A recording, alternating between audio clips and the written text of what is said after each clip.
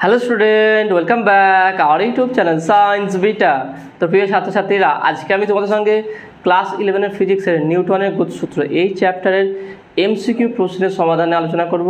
Already দুটো part upload করা হয়ে গেছে। তোমাদের ছায়া প্রকাশনী বইয়ের 1 থেকে 20 পর্যন্ত এমসিকিউ ব্যাখ্যা সহকারে সহজ সরল করে সমাধান করা হয়ে গেছে। যারা দেখুনি অবশ্যই দেখে নেবে, লিঙ্ক এই ভিডিও ডেসক্রিপশনে দেওয়া থাকবে। ওকে, আজকে 3 নম্বর পার্টেতে 21 নম্বর এমসিকিউ স্টার্ট করব এবং যেই সমস্ত এমসিকিউ প্রশ্ন সমাধান করাবো চেষ্টা করব সবথেকে সহজ এবং সরল করে বোঝানোর, যাতে করে তোমরা সহজে ভিডিও দেখার সঙ্গে সঙ্গেই প্রত্যেকটা কোশ্চেন বুঝতে পারা যায়। ওকে, তো আমরা শুরু করবো। তার আগে তোমাদের বলে রাখি, তোমরা যারা এখনও পর্যন্ত সায়েন্স বিটা চ্যানেল সাবস্ক্রাইব করোনি অবশ্যই চ্যানেলটি সাবস্ক্রাইব করবে এবং পাশে থাকা বেল আইকন প্রেস করবে, ভিডিওতে একটা লাইক দেবে আর বন্ধুদের সঙ্গে বেশ করে শেয়ার করবে। তা দেখে নাও 21 নম্বর প্রশ্নটা কী আছে। একটু হনুমান একটি গাছের ডাল থেকে স্থির ত্বরণ নিয়ে নিচের দিকে ঝাঁপ দিল। গাছের ডালের অসহভার হনুমানের নিজস্ব ভারের 75% হলে হনুমানের ন্যূনতম ত্বরণ কত হলে গাছের ডালটি ভাঙবে না। খুবই সুন্দর কোশ্চেন, দেখে না 21, কোশ্চেন নাম্বার 21। ওকে, তাহলে কী আছে, অপশানগুলো কী আছে? জি অপশান এ, অপশান এ জি, অপশান বি, অপশান বিটা কী বলে দেখে নাও 3g/4, অপশান সি, অপশান সিটা কী বলে দেখো g/2, অপশান ডি g/4। কী বলছে দেখে না, একটা হনুমান একটা ডাল থেকে নামছে, ওকে ঝাঁপ দিয়েছে, কেমন কি দেখে না বলছে কি, তা একটা হনুমান নিচের দিকে ঝাঁপ দিচ্ছে। ধরলাম এটা ডাল আছে, ধরলাম নিচের থেকে হনুমান নামছে, আমি জাস্ট একটু ওকে এইদিকে নামছে। তাহলে এই যেহেতু নিচের দিকে নামছে, তাহলে এর ওজনটা এই দিয়ে কাজ করবে mg, আর যে ডাল আছে তার টানটা কাজ করবে প্রতিকে টি। এইটাই হচ্ছে কি অসহ বল। টিটাই হচ্ছে কি মানে কত ম্যাক্সিমাম যতটা সে সহ্য করতে পারে, সেই টানটা হচ্ছে কি এই ডালের উপরে টান। ওকে, অর্থাৎ ডাল বেয়ে নিচের দিকে ঝাঁপ দিচ্ছে, নিচের দিকে নামছে, তার ওজনটা নিচের দিকে কাজ করবে আর ডালের টানটা উপর দিকে কাজ করবে। এখানে বলে যে কী দেখে নাও, তাহলে হনুমানের নিজস্ব ভারের 75% হলে ডালের অসহ ভার বলতে টি = যে অসহ ভারটা হচ্ছে কি হনুমানের ওজনের 75%, অর্থাৎ mg × 75/100, তার মানে 3 পয়সা 75, 4 পয়সা 100, তার টি = 3/4 mg। ওকে, এটা কী বের করতে পারে দেখে নাও। তাহলে ডালের অসহভার হনুমানের নিজস্ব ভারের 75% হলেও হনুমানের ন্যূনতম ত্বরণ কত হবে? হনুমানের ন্যূনতম ত্বরণ কত হবে দেখে নাও। তা দেখে নাও, হনুমানটা নিচের দিকে নামছে, তাহলে ধরলাম এ ত্বরণের নিচের দিকে নামছে, তাহলে mgটা নিশ্চয়ই বেশি হবে, তাহলে mg - t = ma। ত্বরণটা কত বের করতে, তাই না? তাহলে বা বলতে পারি mg - tটা কত দেখে নাও 3/4/mg, 3/4 mg = ma। তাহলে বা ma = mg যদি কমন নিয়ে নিই, এখানে mg কমন নিলে উভয় পক্ষে mg কমন নিলে 1 - 3/4, তার মানে কত হচ্ছে am কেটে দাও, a = g × 4 - 3/4, তাহলে কত হচ্ছে দেখে নাও a = 4 - 3 1, তাহলে g/4। তাহলে কত ত্বরণে নামবে? g/4, অর্থাৎ option D is right answer. দেখে নাও কীভাবে করলাম, কোশ্চেনে বলে দিয়েছে এটা যে ডালের অসহ ভার হচ্ছে কত, হনুমানের ওজন ভারের 75%, t = mg × 75%, তার মানে 3/4 mg। এবার দেখেন হনুমানটা নিচের দিকে নামছে, তাহলে নিচের ওজন, তাহলে ওজনটা বেশি হবে, তাহলে mg - t দড়িটা বা ডালেরটার কী হচ্ছে টান হবে বা ভার অসহ ভার হবে = ma। তাহলে টি এর মানটা আমার বের করে ফেলেছি, বসিয়ে দিলাম, সেখান থেকে এর বের করবো। ওকে, তো আশা করি তুমি এটা বুঝতে পেরেছো। পরে কোশ্চেনে যাওয়া যাক, কোশ্চেন নাম্বার 22। কী বলছে দেখেন, ডাব্লু ওজনের এক ব্যক্তি এ ত্বরণ সহ ঊর্ধ্বগামী একটি লিফটের উপর দাঁড়িয়ে আছে। যদি অভিকর্ষ ত্বরণ জি হয়, তবে লোকটির আপাত ওজন কত হবে? খুবই সহজ কোশ্চেন আছে দেখেন। তাহলে কী হবে, আমরা সমাধান করব। কোশ্চেন নাম্বার 22, অপশানগুলো লিখে দিই। অপশান এ কী বলছে দেখে নাও, অপশান এ হচ্ছে w × 1 + a/g। অপশান বি কী বলছে দেখে নাও, w × 1 - a/g। অপশান সি কী বলছে দেখে নাও, ডাব্লু। অপশান ডি বলছে কি 0। ওকে, তাহলে কোনটা সঠিক হবে দেখে নাও। কী বলছে, একটা লিফট আছে, একটা বস্তু আছে ধরলাম। ওকে, তাহলে লিফটে কী হচ্ছে, ঊর্ধ্বগামী, উপর দিকে যাচ্ছে। দেখে নাও, এর ওজনটা হচ্ছে কি এই দিক বরাবর কাজ করবে mg, আর প্রতিক্রিয়া বলটা হচ্ছে কোন দিকে কাজ করবে, উপর দিকে, ঊর্ধ্ব দিকে। এটা হচ্ছে লিফট, এই হিসাবে কাজ করে। কোনো বস্তু লিফটে দাঁড়ালে তার প্রতিক্রিয়া বল উপর দিকে কাজ করে আর তার ওজনটা নিচের দিকে কাজ করে। কোশ্চেনটা আলাদা বলছে দেখে নাও, যদি অভিকর্ষ ত্বরণ জি হয় তবে লোকটির আপাত ওজন কত হবে। আপাত ওজন মানে হচ্ছে কি, যেটা প্রতিক্রিয়া বল। যেমন তুমি একটা পাল্লাতে যখন দাঁড়ালে তোমার যেটা ওজন দেখালো সেটা হচ্ছে তোমার আপাত ওজন বা প্রতিক্রিয়া বল। সেই আপাত ওজনটাই কত, সেই জন্য এই আপাত ওজন কম বেশি হয় অভিকর্ষ ত্বরণের মান কম বেশি কারণে। তাহলে এটাই আপাত ওজন, অর্থাৎ বের করতে বলছে n = কত। তাহলে কীভাবে বের করে দেখো না, তাহলে এখানে কোশ্চেনে কীভাবে দেখো, ডাব্লু ওজনে এক ব্যক্তি, তাহলে ওজনটা হচ্ছে কি ডাব্লু, এর ওজনটা কত বলছে ডাব্লু। তাহলে আমি বলতে পারি তাহলে n - ডাব্লু = এটা দেখে নাও উপর দিকে উঠছে, তাহলে ma। ওকে, n - ডাব্লু = ma, তাহলে বা n = ma প্লাস ডাব্লু। তাহলে বা n = একটা কাজ করছে, আমি ডাব্লু কমন নিয়ে নিচ্ছি। ডাব্লু যদি কমন নিয়ে নিই থাকছে কত দেখো, ma বাই ডাব্লু প্লাস 1। তাহলে W 1 plus ma by W = কি mg, তাই না।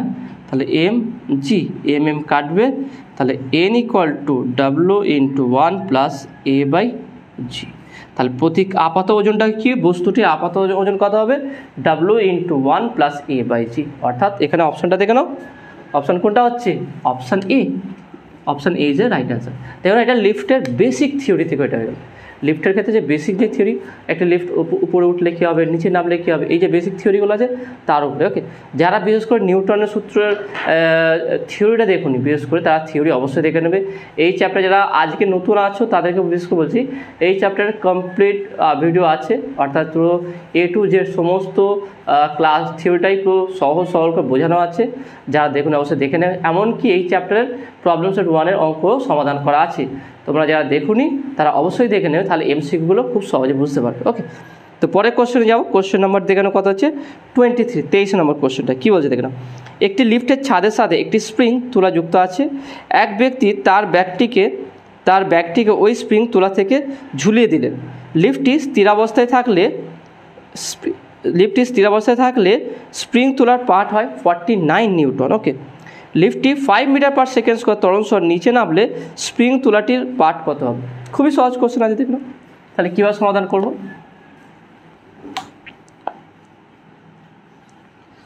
কোশ্চেনটা খুবই ইজি আছে। কোশ্চেন নাম্বার 23 কী বলে দেখো, একটা লিফট আছে, লিফটের ছাদের সঙ্গে একটা স্প্রিং তুলা দিয়ে একটা এরম আছে, এখানে একটা ব্যাগ ঝুলে দেওয়া হয়েছে। তাহলে এটা স্থির অবস্থায় আছে। ওকে, স্থির অবস্থায় প্রথমে কী বলে দেখে নাও, একটি লিফটের ছাদের সঙ্গে একটি স্প্রিং তুলা যন্ত্র যুক্ত আছে। এক ব্যক্তি তার ব্যাগটিকে ওই স্প্রিং তুলা থেকে ঝুলিয়ে দিলেন। লিফটটি স্থির অবস্থায় থাকলে স্প্রিং তুলার পার্ট হয় 49। স্প্রিং তুলার পার্ট বলতে দিকে দেখে নাও। তাহলে একটা স্প্রিং তুলা যখন এইভাবে একটা ব্যাগকে ঝুলিয়ে দেওয়া হবে, তার ওজনটা নিচের দিকে কাজ করবে mg, আর দড়িরটা বা স্প্রিংয়ের টানটা কোন দিকে কাজ করবে, উপর দিকে t। তাহলে ব্যাগটা যখন স্থির অবস্থায় আছে তাহলে সেটা হচ্ছে t = mg।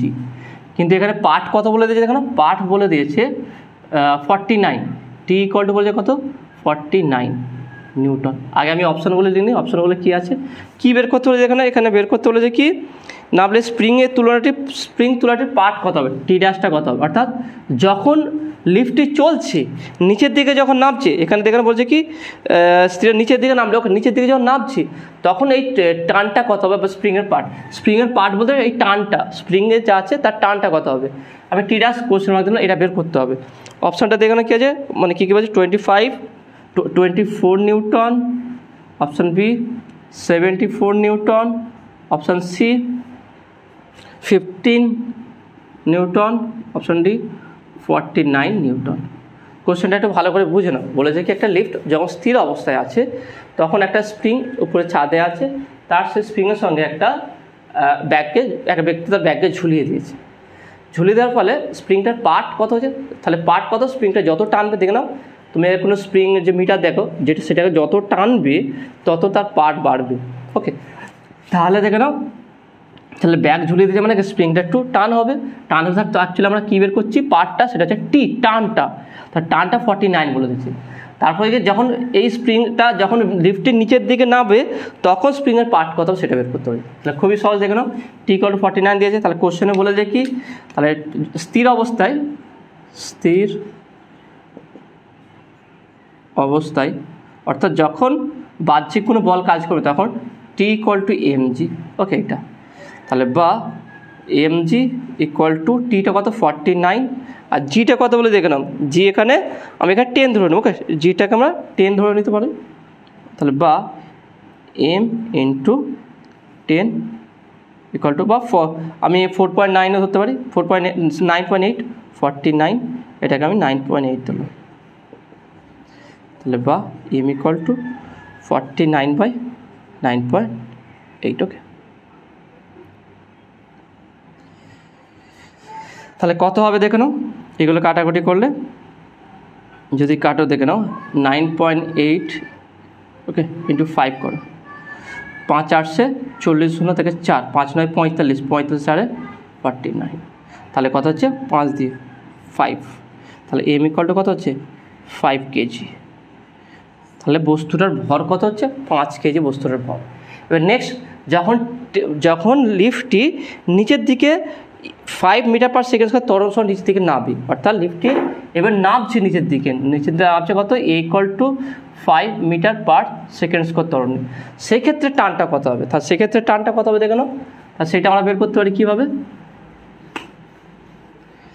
যেহেতু লিফটটি নিচের দিকে নামছে তাহলে আমরা অবশ্যই এমজিটা বেশি হবে, তাহলে বলতে পারি কি এমজি মাইনাস টি ড্যাশ, কারণ কি এটা যেমন লিফটার এ ত্বরণে নামবে, লিফটটি যখন এ ত্বরণ সহ নিচে নামে, সেক্ষেত্রে কী হবে এমজি মাইনাস টি, যেহেতু এমজি বেশি হবে টি ড্যাশ, এক্ষেত্রে টি ড্যাশ হয়ে যাবে ইকুয়াল টু এম এ, তাহলে বা MG minus M A equal to T dash, তাহলে বা T dash equal to M কত হচ্ছে 5 ইন্টু 9.8 মাইনাস এমটা কত 5 ইন্টু 5, কারণ এটা ত্বরণটা কত বলছে 5 মিটার পার সেকেন্ড, তাহলে 5 9.8 দিয়ে গুণ করলে কত হচ্ছে 49 মাইনাস 5 5 25 25, তাহলে টি ড্যাশ ইকুয়াল টু 5-তে কয় দাও 9 4 হবে 2, ওকে 24 নিউটন। তো অ্যান্সার কত 24 নিউটন। ওকে 24 নিউটন। তাহলে অপশানটা দেখে না কোনটা হচ্ছে, option A is A right answer. Okay, option A is A right answer. Okay, দেখে না কত সুন্দরভাবে হয়ে গেল। প্রথম যেমন স্থির ছিল সেক্ষেত্রে আমার টান দুটো যেটা গিভেন ছিল শর্তটা, সেই শর্ত থেকে আমার ভর বের করলাম। তারপর তৃতীয়টা কি দেখুন লিফটের নিচের দিকে নামছে মানে কি ওজনটা বেশি হবে টানটা কম হবে, তাহলে MG minus T dash equal to M A ত্বরণে নামছে, তাহলে MG minus M equal T dash, তার টি ড্যাশটা বের করবো, এম এর মান জানা আছে, জি এর মান জানা আছে, এ এর মান জানা আছে, ব্যাস। ওকে, তো আশা করি তুমি এটা বুঝতে পেরেছো। পরের কোশ্চেন নাম্বার 24 কি বলছে দেখে নাও, একটি lift 1 metre per second square স্থির ত্বরণ নিয়ে উপরের দিকে উঠছে। ওকে, উপরের দিকে উঠছে, ছবিও দিয়ে আছে। লিফটের ভিতর একটি 6 কেজি ভরের বস্তু একটি তারের সাহায্যে লিফটের ছাদ থেকে ঝোলানো রয়েছে, এক্ষেত্রে ওই তারের টান কত হবে, G equal to 10 metre per second বলে দিয়েছে। খুবই সহজে আমরা বের করতে হবে। দেখে নাও কোশ্চেনটা কী আছে সমাধান। 24 অপশানগুলো কী দিয়ে আছে দেখুন, অপশানগুলো বলে দিয়েছে এখানে 60 নিউটন, অপশান বি হচ্ছে 66 newton, option C 54, option D 42 newton. Okay, এগুলো দিয়েছে। তাহলে কোশ্চেনে কী বলছে, একটা লিফট আছে, ওকে, তাহলে একটা লিফট 1 মিটার পার সেকেন্ড স্থির ত্বরণ নিয়ে উপরের দিকে উঠছে, তাহলে লিফটটি উপর দিয়ে উঠছে 1 মিটার পার সেকেন্ড স্কোয়ার ত্বরণ নিয়ে উপর দিকে উঠছে। ওকে, উপর দিকে উঠছে, লিফটের ভিতর একটি 6 কেজি ভরের বস্তু একটি 6 কেজি ভরে একটা বস্তু আছে ধরলাম m equal to 6 KG. 6 KG ভরে একটি বস্তু আছে, একটি বস্তু তারের সাহায্যে লিফটের ছাদ থেকে ঝোলানো হয়েছে, অর্থাৎ এই বস্তুটা একটা তার দিয়ে ঝোলানো আছে, বস্তুটা ঝোলানো আছে, ঝোলানো রয়েছে। এক্ষেত্রে ওই তারের টান কত? সিম্পল আগেটার মতনই, তাহলে ওজনটা নিচের দিকে কাজ করে mg, টানটা উপর দিকে কাজ করে t। এক্ষেত্রে দেখে নাও লিফটটি উপর দিকে উঠছে, তাহলে অবশ্যই টানটা বেশি হবে, তাহলে t minus mg equal to ma, তাহলে বা t equal to ma plus mg। জিটা কত বলে দেখো, g equal to 10 metre per second square. তাহলে মানটা বসিয়ে দাও, দেখে নাও এখানে m কমন নিলাম ইন্টু, বা একসঙ্গে বসে দিলে কোনো সমস্যা নেই। m এর মান কত বলে দেখে নাও 6 কেজি, 6 ইন্টু a হচ্ছে 1 প্লাস 6 ইন্টু 10, তাহলে 6 প্লাস 6×60, তাহলে t ইকুয়াল টু 66 নিউটন। তাহলে অ্যান্সার ইজ 66 নিউটন। এইটা খুব সহজ হয়ে যায়, একদম পাতি। সেই জন্য ছবি যদি লিফটের ক্ষেত্রে আঁকা থাকে সেটা দেখলেই বুঝতে পেরে যাবে, আর যদি না আঁকা থাকে নিজে থেকে আঁকার চেষ্টা করবে। সেটা এবার কী কন্ডিশন বলেছি, যখন উপর দিকে বলে উপরের বলটা বেশি হবে, যখন নিচের দিকে নামবে নিচের বলটা বেশি হবে, ব্যাস এইটাই। ওকে, তো নেক্সট কোশ্চেন যাও। নেক্সট কোশ্চেন 25, এটা খুবই সহজ কোশ্চেন আছে, দেখে নাও। জেট ইঞ্জিনের কার্যনীতির ভিত্তি হলো, জেট ইঞ্জিন, ওকে, জেট ইঞ্জিনের কার্যনীতির ভিত্তি হলো অপশান এ ভরের নিত্যতা সূত্র, অপশান বি শক্তির নিত্যতা সূত্র, অপশান সি রৈখিক ভরবেগের নিত্যতা সূত্র, অপশান ডি কৌণিক ভরবেগের নিত্যতা সূত্র। অবশ্যই জেট ইঞ্জিনের ক্ষেত্রে দেখবে রৈখিক ভরবেগের নিত্যতা সূত্রটাই প্রযোজ্য হয়। তাহলে এক্ষেত্রে কোশ্চেন নাম্বার 25-এর অপশান সি রৈখিক ভরবেগের নিত্যতা সূত্র, এটা প্রযোজ্য। ওকে, তাহলে জেট ইঞ্জিনের ক্ষেত্রে রৈখিক ভরবেগের নিত্যতা সূত্রটি প্রযোজ্য হবে। ওকে, তাহলে এটা 25 নম্বর কোয়েশ্চেন। নেক্সট 26 নম্বর কোয়েশ্চেনটা দেখুন কী বলছে, খুবই সুন্দর এবং কনসেপচুয়াল কোয়েশ্চেন। দেখুন এখানে বলছে কি, স্মল এম ভরের একটি মুক্ত বস্তুকণা ভূমি থেকে স্থির উচ্চতায় একটি অনুভূমিক তলে XY তলে X অক্ষ বরাবর গতিশীল ছিল। হঠাৎ বিস্ফোরণের ফলে কণাটি ভেঙে m/4 এবং 3m/4 ভরের দুটি কণা স্থির হলো। এক মুহূর্তে পরে y অক্ষের বরাবর ছোট কণাটির অবস্থান হলো y equal to plus 15 centimetre. ওই মুহূর্তে বড় কণাটির অবস্থান কত হবে সেটা বের করতে বলেছে। খুবই একটা কনসেপচুয়াল আছে, একটু ভালো করে বোঝার চেষ্টা করবে, কোশ্চেনটা গুরুত্বপূর্ণ আছে। তাহলে এটা কীভাবে সমাধান করবে দেখে নাও। দেখে নাও কোশ্চেন নাম্বার 26, অপশানগুলো কী আছে দেখে নাও। প্রথমে option y equal to -5 centimetre, option B কী বলে দেখে নাও, y equal to 20 centimetre, y equal to plus 20 centimetre, option C. তারপরটা দেখে নাও কী বলেছে, y equal to plus 5 centimetre, option ডিটা কী বলছে, y ইকুয়াল টু -20 সেন্টিমিটার। কোশ্চেনে বলছে কি, স্মল এম ভরে একটা বস্তু আছে, সেইটা x অক্ষ বরাবর গতিশীল, y অক্ষ বরাবর কোনো সরণ নেই, তাই না, y অক্ষ বরাবর এখানে কোনো সরণ নেই। বিস্ফোরণের পর দুটো বস্তু, অর্থাৎ একটা বস্তু ছিল বস্তুকণা m, ওকে, গতিশীল ছিল এক থেকে, হঠাৎ কিছু দূর যাওয়ার পর বিস্ফোরিত হলো। বিস্ফোরিত হওয়ার পর এটা আবার দুটো ভাগে বিভক্ত হয়ে গেল। তাহলে দুটো নিশ্চয়ই দুদিকে, যখন কোনো জিনিস যখন বিস্ফোরিত হবে এটা এইভাবে ছিটকে যাবে, একই দিকে প্রবাহিত গতিশীল হবে না, ওকে। যখন কোনো জিনিস মাঝখান থেকে বিস্ফোরিত হবে এইভাবে ছিটকে যাবে, বা এইভাবে মানে একটু দূরে এইভাবে দূরত্ব বেড়ে যাবে, এদের কাছাকাছি থাকবে না, দূরত্ব থাকবে। তাহলে বিস্ফোরিত হলো, একটা বলেছে কি, একটার ভর m/4, একটা আছে 3m/4, একটা হচ্ছে হালকা বস্তু, ভারী বস্তু, এটা হালকা এটা ভারী। তাহলে এর অবস্থান বলেছে, তাহলে দ্বিতীয়টার অবস্থান কত, এবারে এটাকে আমরা গ্রাফিক্যালি রিপ্রেজেন্ট করে দেখালাম। তাহলে প্রথম অবস্থায় সেটা কী ছিল, তাহলে এটা XY অ্যাক্সিস, এটা হচ্ছে X অ্যাক্সিস, এটা Y অ্যাক্সিস, ওকে, এটা হচ্ছে Y ড্যাশ, হচ্ছে X ড্যাশ, ওকে। এটা প্রথম অবস্থা দেখে না, বলছে কি Y অক্ষ বরাবর কোনো সরণ হয়নি, ওকে, Y অক্ষ বরাবর বস্তুটির কোনো সরণ হয়নি, তাহলে আমি X অক্ষ বরাবর একদিকে বস্তুটি গতিশীল আছে। তারপরে এই কোনো একটা পয়েন্টে গিয়ে যাওয়ার পর এটা কী হচ্ছে বিস্ফোরিত হলো। বিস্ফোরিত হওয়ার পর বিস্ফোরণের পর ওয়াই অক্ষ বরাবর গতিশীল হয়েছে। কোশ্চেনে যদি ভালো করে পড়ো যে প্রথম অবস্থায় কি ওয়াই অক্ষ বরাবর কোনো তার স্মরণ হয়নি, এক্স অক্ষ বরাবরে বস্তুটা গতিশীল ছিল। যখনই বিস্ফোরিত হলো তখনই ওয়াই অক্ষ বরাবর একটা স্মরণ দেখা গেল, সেটা হচ্ছে দুটো বস্তু ভেঙে গেছে। একটা হালকা বস্তু ধরলাম এই বরাবর, হালকা বস্তুটা এখানটা চলে এসছে m/4। তাহলে ভারী বস্তুটা তাহলে নিশ্চয়ই এই দিক বরাবর কোনো জায়গায় থাকবে, কত দূরত্বে থাকবে জানি না, এটা বলেছে কত y = +15 সেন্টিমিটার। তাহলে y = কত হবে ভারী বস্তুটা, y = কত দূরত্ব, তাহলে y = মানে সেটা অবশ্যই নেগেটিভ দিকে আসবে। দেখেন আমরা লজিক্যালি কী বলতে পারি, যখন বিস্ফোরিত হয়ে যায় এবার ছিটকে যায় তাহলে নিশ্চয়ই উপর দিকে যাবে না, নিচের দিকে আসবে, তাহলে নিচের দিকে স্মরণ হবে। তাহলে এটা ধরলো y, এটা ধরলাম এটা m1 y1 আর এইদিকে ধরলাম m2 y2।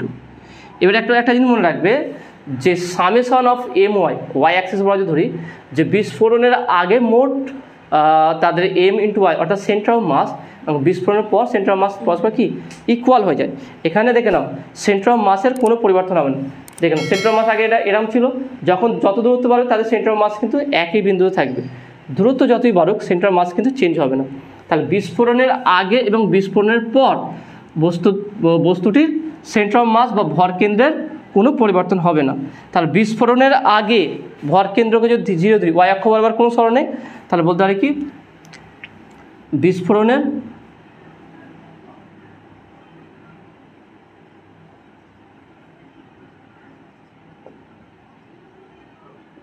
আগে সামেশন অফ my = 0 ছিল, তাই না, ওয়াই অক্ষ বরাবর কোনো স্মরণ ছিল না। বিস্ফোরণের পর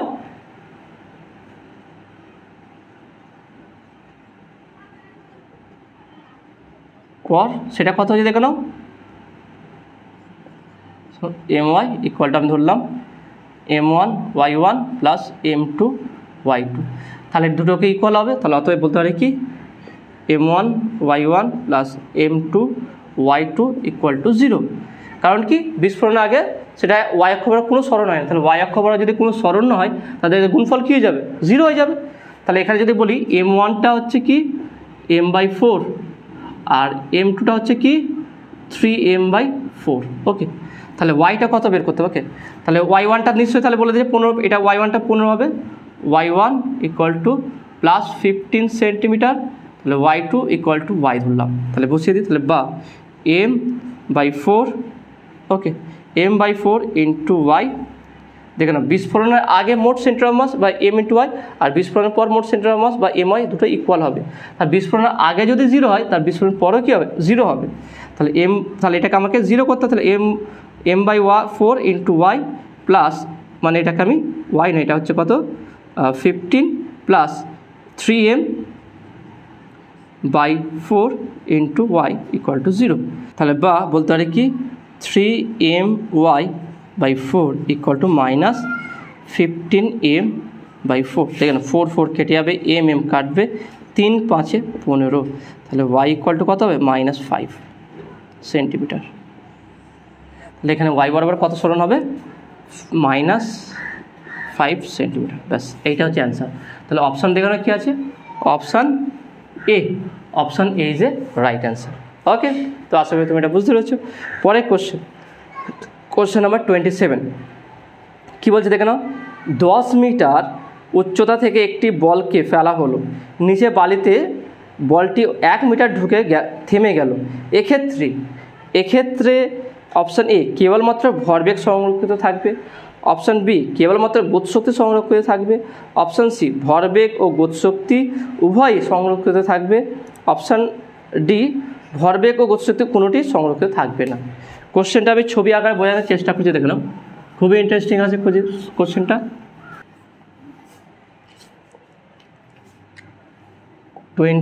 কোশ্চেন নাম্বার 27। ওকে, তাহলে ধরলাম এটা একটা বালির উপরের স্তর আছে আর এটা হচ্ছে কি একটা স্তর দিল, এখান থেকে কত মিটার ঢুকে গেছে বলেছে 1 মিটার।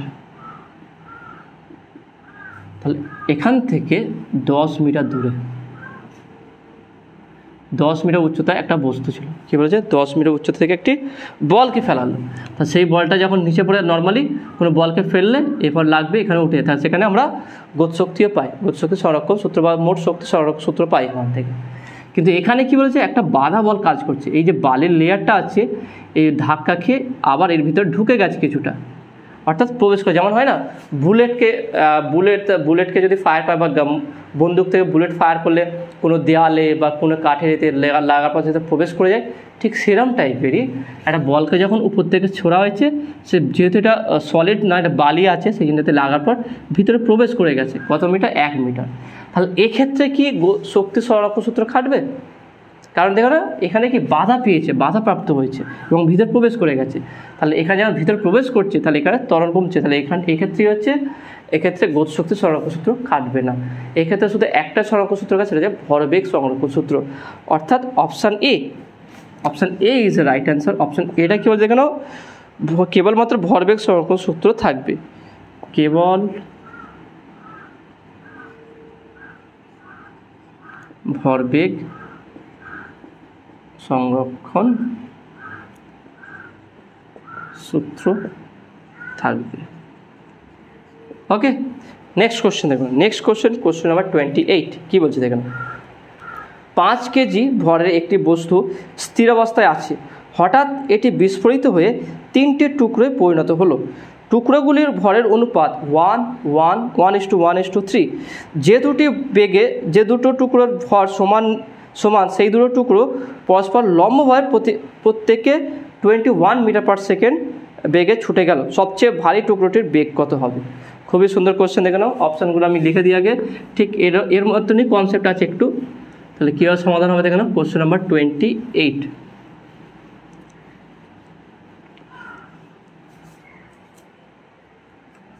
তাহলে কোশ্চেন নাম্বার 28 অপশানগুলো, অপশান এ কী বলছে দেখে নাও। অপশান এ হচ্ছে কি 11.5 metre per second. Option B 4.0 metre per second. Option C হচ্ছে কি 7.0 মিটার পার সেকেন্ড। অপশান ডিটা কী বলছে দেখো 9.9 মিটার পার সেকেন্ড। ওকে, কী বলছে দেখো, একটি বস্তু প্রথমে একটা স্থির অবস্থায় আছে। ওকে, বস্তুটি কী আছে দেখে বলছে বস্তুটি আমার 5 কেজি ভরের একটি বস্তু স্থির অবস্থায় আছে, তাহলে ভরটা কত, m=5 কেজি। ওকে, স্থির অবস্থা আছে মানে v=0। তাহলে প্রাথমিক ভরবেগ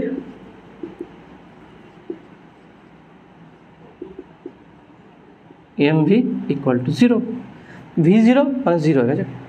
এবারে কি এটা কিছু দূর যাওয়ার পর বা কিছুক্ষণ পর এটা বিস্ফোরিত হয়েছে, ফেটে গেছে, ফেটে গিয়ে 3টে টুকরো ভেঙেছে। ধরলাম 1 কেজি 3 কেজি, তাহলে 5 কেজি হয়ে যাচ্ছে।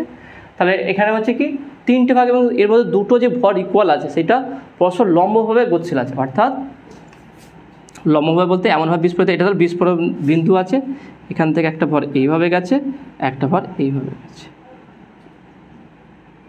ওকে, যদি আমি অ্যাক্সিস ধরি, এটা এক্স অ্যাক্সিস, এটা ওয়াই অ্যাক্সিস। আর ভারী বস্তুটা তাহলে কোন দিকে যাবে দেখে নাও। তাহলে আমি বলেছিলাম কি পরস্পর বিক্ষিপ্ত হয়ে 2-4টে, তাহলে এবার বিক্ষিপ্ত হয়ে যাবে। তাহলে একটা এই বরাবর গেছে, একটা এই বরাবর গেছে, তাহলে একটা অবশ্যই এই বরাবর থাকবে, এই বরাবর থাকবে। ওকে, এটা ভারী বস্তু ধরো, এটা 3 কেজি, আমি ধরলাম এটা m1 m2 m3। ওকে, m3, তাহলে এখানে m1 = m2 = 1 কেজি ধরলাম, আর m3 = 3 কেজি। ওকে, এবার দেখে নাও, আমরা এখানটা এর বেগটা বলে দিই, দেখে নাও দুটোর বেগ যখন দুটো একই বেগে যাচ্ছে, বলেছে বেগ দুটো বলে দিয়েছে, দেখে নাও কত 21 মিটার পার সেকেন্ড। তাহলে এই বরাবর বেগটা বলে দিয়েছে, এটাকে আমি v1, এটাও v1, এটা i ক্যাপ, এটা j ক্যাপ পজিটিভ। তাহলে মোট ভরবেগ কত হচ্ছে, বা অন্তিম ভরবেগ বা ভরবেগ সংরক্ষণ সূত্র অনুযায়ী ভরবেগ সংরক্ষণ সূত্রানুযায়ী কী হবে দেখো নাও।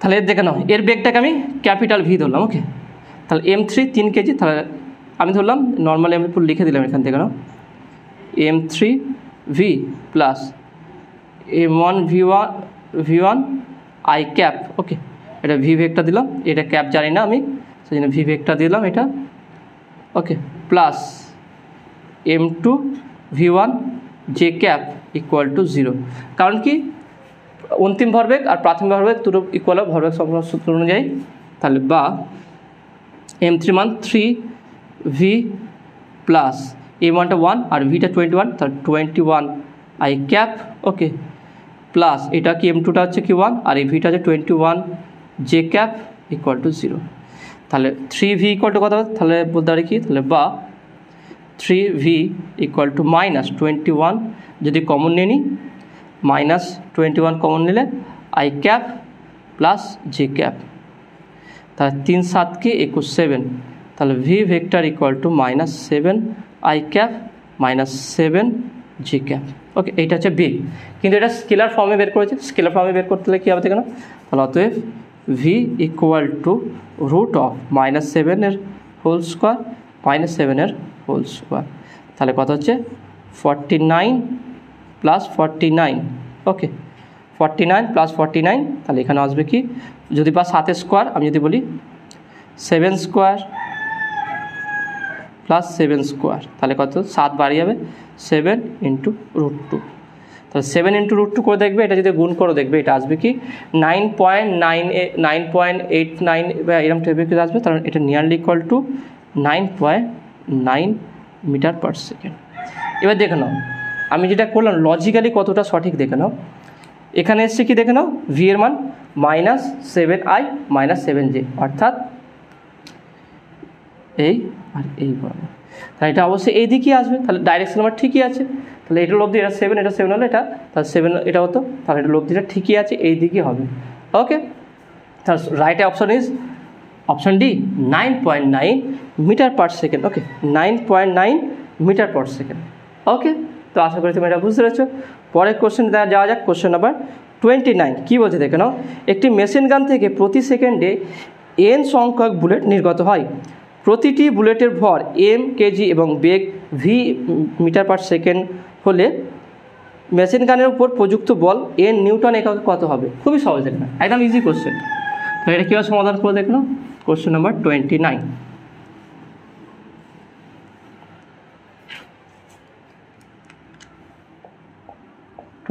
অপশানগুলো কী দিয়েছে দেখে নাও, option A m v, option B, option বিটা কী বলে দেখে নাও, option B m n by V, option সিটা কী বলে দেখে নাও m v by n, m n শুধু m n, option D m v by n, okay এবার দেখে নাও আমরা বল কি জানি F equal to P by বা P2 minus P1 by T, বা ভরবেগের পরিবর্তনের হারকে আমরা বল ভরবেগ বলি, দেখে নাও আমরা যদি বলি 1 second T equal to 1 second হয় আর ভরবেগ যদি mv হয় তাহলে আমরা বলি mv বাই 1, ওকে কিন্তু এখানে হচ্ছে টি ইকুয়াল টু 1 সেকেন্ড আর 1 সেকেন্ডে n সংখ্যক বুলেট বেরিয়ে, তাহলে এক একটা বুলেটে দেখুন এক একটা বুলেটে যদি ভরবেগ mv হয় তাহলে n সংখ্যক বুলেটের ভরবেগ কত হবে, তাহলে n mv, ব্যাপারটা কি বুঝতে পারছো কী বলছি, বলেছে কি 1 সেকেন্ডে n সংখ্যক বুলেট দেখেন মেশিনে n সংখ্যক বুলেট নির্গত হচ্ছে, তাহলে একটি বুলেটের ভর স্মল m বেগ স্মল v, তাহলে একটি বুলেটের ভরবেগ mv, একটি বুলেটের ভরবেগ mv, তাহলে n সংখ্যক বুলেটের ভরবেগ কত হবে, n গুণ হয়ে যাবে, আমি বলি একটি বুলেটের ভরবেগ যদি mv হয় তাহলে দুটো বুলেটের ভরবেগ কত 2mv, তিনটে হল 3mv, তাহলে n সংখ্যক বুলেট হলে nmv, তাহলে এখানটায় ভরবেগটা কত হচ্ছে যদি ডেল্টা পি বলি সেটা হচ্ছে কি n ইন্টু mv আর সময়টা delta T equal to 1 second per সেকেন্ডে, তাহলে বল F equal to delta P by delta T equal to n into mv by 1, তার মানে পাচ্ছি কত দেখে নাও mnv, তাহলে এইটাই হচ্ছে প্রযুক্ত বল, তাহলে অপশান দেখে নাও option A is A right answer, okay তো আশা করি তুমি এটা বুঝতে পেরেছো। পরের কোশ্চেন যাওয়া যাক দেখে নাও, পরের কোশ্চেনে কী বলছে, কোশ্চেন নাম্বার 30, গ্যাসপূর্ণ একটি আবদ্ধ পাত্র কিছুটা ত্বরণ নিয়ে অনুভূমিক দিকে গতিশীল আছে। পাত্রের মধ্যে গ্যাসের চাপ অভিকর্ষ বলকে উপেক্ষা করে অপশান এ সর্বত্র সমান হবে, অপশান বি সম্মুখ তলে অপেক্ষাকৃত কম হবে, অপশান সি পশ্চাৎ তলের অপেক্ষাকৃত কম হবে, উপরি তলের অপেক্ষাকৃত কম হবে। কী বলেছে দেখেন তাহলে আমরা একটা ছবি আঁকায় বোঝার চেষ্টা করব কোশ্চেনটা। তাহলে কী বলেছে কোশ্চেন নাম্বার 30। তাহলে এখানে বলছে কি একটা গ্যাস জার আছে যেটা অনুভূমিক বরাবর সামনে দিকে কী আছে গতিশীল আছে। ওকে, অনুভূমিক বরাবর সামনে দিকে গতিশীল আছে। তাহলে কী হবে দেখুন, যখনই কোনো গ্যাসের সামনে সমতরণ বা একটা ত্বরণ নিয়ে গতিশীল থাকে, আমি যদি এর ভিতরে যদি একটা গ্যাসীয় সিলিন্ডার যদি কল্পনা করি, একটা তল আমি কল্পনা করলাম, তাহলে এর দুটোর দিকে দুটো চাপ পড়বে দেখে নাও। একটা এইদিকে চাপ কাজ করবে পিছনের দিকে, একটা সামনের দিকে চাপ কাজ করবে। দুটোর ক্ষেত্রে বলে তাহলে এটা এ। আর এখানে চাপ হচ্ছে কি ধরলাম P1, এইদিকে চাপ হচ্ছে এটা, এদিকে চাপ দেবে হচ্ছে P2। ওকে, তাহলে এইদিকে হচ্ছে P1 আর এইদিকে চাপ দেবে P2। এবার দেখুন এখানে যে প্রযুক্ত বল হবে Fটা, সেটা হচ্ছে কি P1, আমরা জানি বল হচ্ছে কি চাপ হচ্ছে কি P = F/A, তাহলে F = P। ওকে, চাপ ইন্টু ক্ষেত্রফল, তাহলে P1 × A minus P2 × A, অর্থাৎ দুই প্রান্তের যে বল হবে তাদের লব্ধি হচ্ছে কি এই বলটা হবে। এবার দেখুন এখান থেকে বোঝা যাচ্ছে Fটা পজিটিভ এবং যে PA মাইনাস P2, অর্থাৎ PA এই বল থেকে এই বলটা মাইনাস করলে তবে পাচ্ছি। তাহলে নিশ্চয়ই যদি ক্ষেত্রফল ইকুয়াল হয় তাহলে P1 > P2, তাহলে বা বলা যেতে পারে কি P2 < P1। তাহলে এদিকে হচ্ছে কি পশ্চাৎমুখী যে চাপটা হবে সেই চাপটা বেশি হবে, আর সম্মুখমুখী যে চাপটা সেটা কম হবে। তাহলে এখানে যে অপশান দিয়েছে দেখে নাও, এটা হচ্ছে কি option B is right answer. Option B কী বলেছে দেখে নাও, এখানে বলছে সম্মুখ তলে অপেক্ষাকৃত কম হবে। সম্মুখ তলে